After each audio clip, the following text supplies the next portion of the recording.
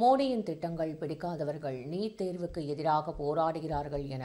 பாஜக மாநில தலைவர் நயினார் நாகேந்திரன் தெரிவித்துள்ளார். சென்னையில் பாஜக மாநில தலைவர் நயினார் நாகேந்திரன் செய்தியாளர்களை சந்தித்தார். அப்பொழுது முதல்வரின் காலை உணவு திட்டத்திற்கு பெருந்தலைவர் காமராஜர் காலை உணவு திட்டம் என பெயர் மாற்றம் செய்யப்பட்டுள்ளது குறித்து கருத்து தெரிவித்த அவர், தலைவர்களின் பெயர்களை வைத்ததில் எந்த தவறும் இல்லை என கூறினார். இந்த மக்களுக்காக வாழ்ந்து காட்டிய மிகப்பெரிய மகான், 15ஆம் நூற்றாண்டில் வாழ்ந்த மகான் அவர்கள் உத்தரப்பிரதேச மாநிலத்தில் வாரணாசி காசிக்கு அருகிலே பிறந்து ஏழை எளிய நெசவு தொழில் மற்றும் செருப்பு தைக்கிற தொழிலை மேற்கொண்ட மகான் அவர்கள்